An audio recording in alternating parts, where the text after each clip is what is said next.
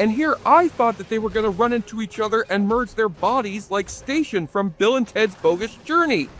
Jesse Shade here from Awfully Good Movies on behalf of the JoBlo YouTube network, and 2025 has been a good year for both the Alien and Predator franchises under their new bosses at Disney, with the FX series Alien Earth getting critical praise and director Dan Trachtenberg following up his two acclaimed Predator movies on Hulu with the theatrically released Predator Badlands.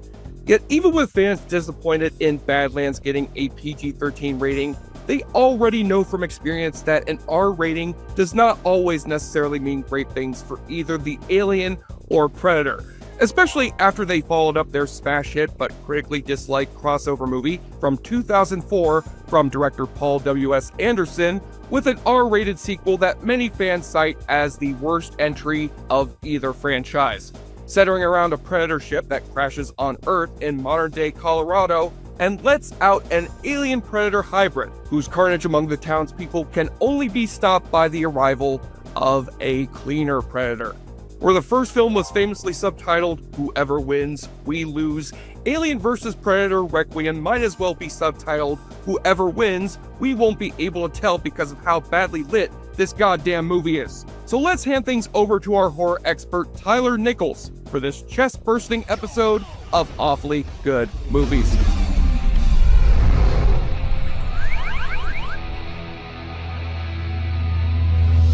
Few horror franchises are able to reach the heights and have the longevity of Alien. We're about to receive yet another entry in the form of Alien Romulus. Yet I remember back in the day, while the franchise was still firmly in far-off space, there was one desire from fans of the series. We wanted to see aliens on Earth. It was even teased during a trailer for Alien 3, which went nowhere, as well as the very end of Alien Resurrection. Even when they did it in the first AVP movie, it was mostly in Antarctica, which is pretty damn similar to some of these alien worlds that we've already repeatedly seen. No, the fans demanded a living, breathing Earth. So finally, springboarding off of the success of Paul W.S. Anderson's AVP film, as well as its Xeno-Pred hybrid, they did what we fans have always wanted, and set it in suburban America. And it was awful.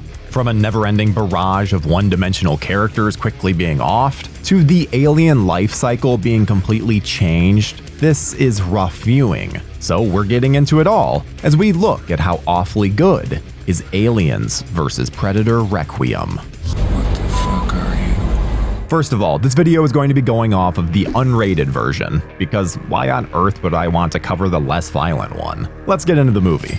Aliens vs. Predator Requiem picks up right where the first one left off, with the alien-predator hybrid bursting out of a predator.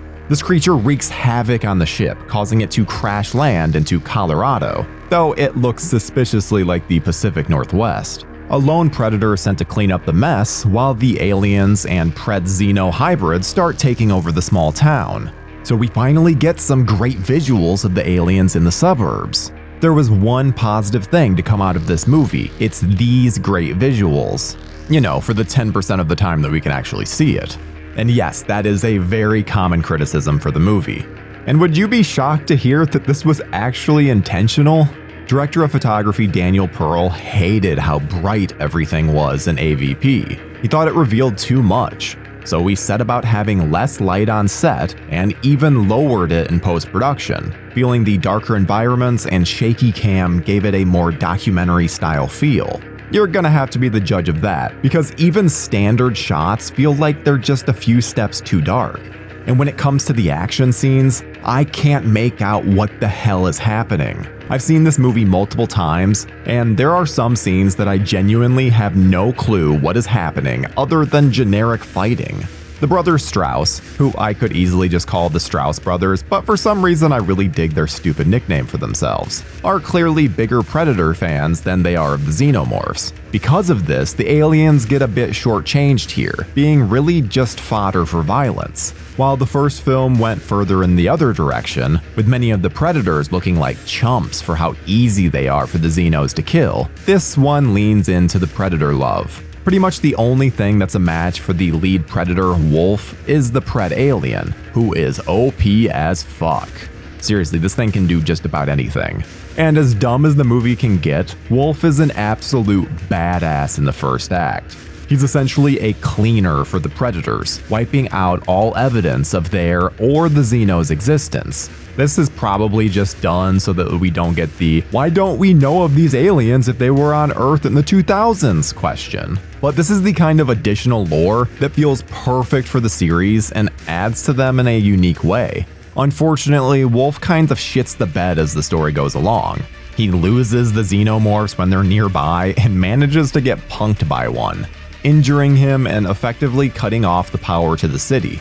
Then he starts hunting down humans when the priority should clearly be the Xenos. It's like the filmmakers are just trying to kill time until we finally get that big showdown at the end. There's a lot of stuff going on in this movie that just makes my brain hurt.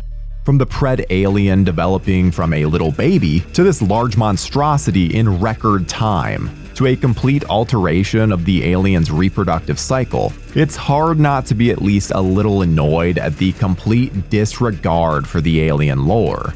Though I suppose this was following up a movie that had the Predator setting up an ancient pyramid in Antarctica in order to hunt and kill Xenos, so the stupid train had already left the station. One thing that is very prominent in Requiem is a random group of humans being introduced, only to be killed off by the Predators or Xenomorphs.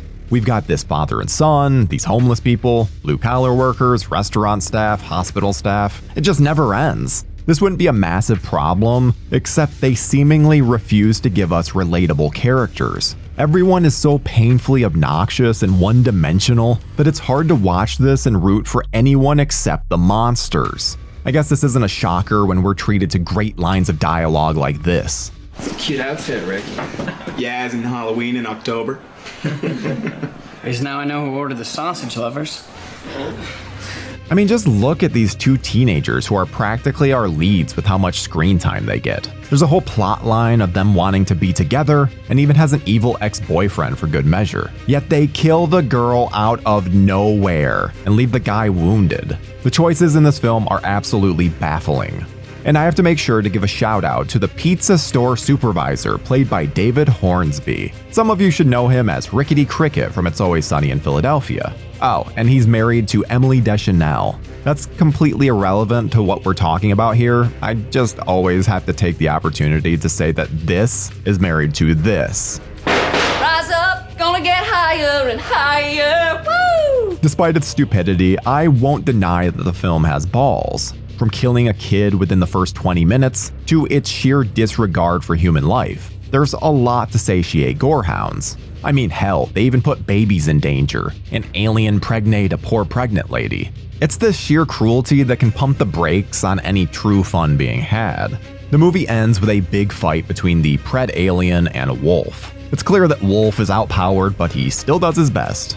The fight itself is really dumb and just looks like two stunt performers flailing around in suits. They end up in each other's warm embrace. But the town is nuked by the US government. Our human survivors crash land during their helicopter escape, and we get a very silly ending where Miss Yutani shows up and takes the Predator cannon. This clearly was meant to set up a third film, but thankfully we were not tortured by that. Before we continue with our video, here's a reminder to click the Store tab on any of our JoBlo channels and browse our collection of the latest and freshest designs in our merch store. Go get you some. Now that we've waded through the darkness, let's figure out some fun drinking games that could go along with this dumpster fire. I know them. Take a drink whenever you recognize an actor from a popular TV show at the time. We've got Rico Aylesworth from 24, Stephen Pascal from Rescue Me, and even Johnny Lewis from Sons of Anarchy. Canon? What's that? Take a drink whenever the film goes completely against something already established in either the Alien or Predator world. Whether it's xenomorphs on Earth or xenoblood not melting things like they should, there's a lot to go off of here. Bloody Bright.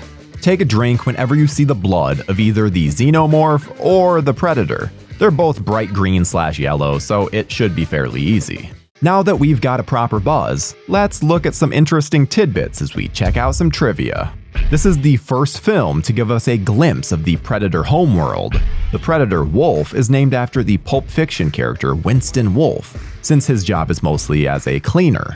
The filmmakers tried to get Bill Paxton as the diner chef, but scheduling conflicts prevented this. Adam Baldwin was intended to reprise his role of Garber from Predator 2, but he was unable, so it was later changed to a generic colonel played by Robert Joy.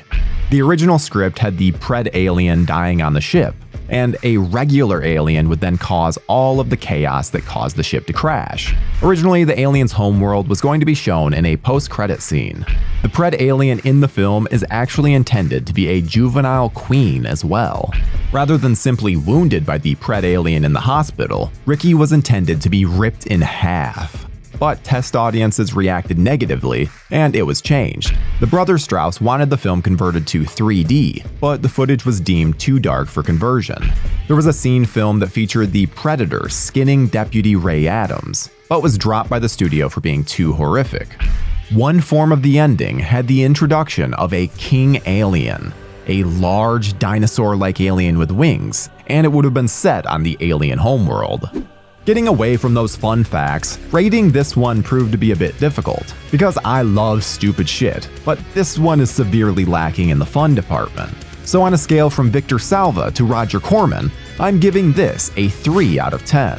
Don't get me wrong, the movie is bad, bad, bad. But as a lover of the so bad it's good genre, there's a lot to laugh at here. This is the perfect movie to put on with friends and just make fun of, though I'd argue there's little else to care about. What do you think of Aliens vs. Predator Requiem? Is it the worst film in either franchise? Do you think we'll ever get another entry? Comment below and we'll see you in the next one. See? No monster.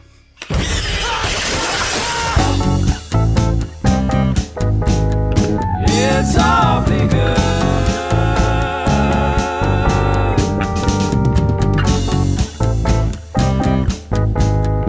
It's awfully good.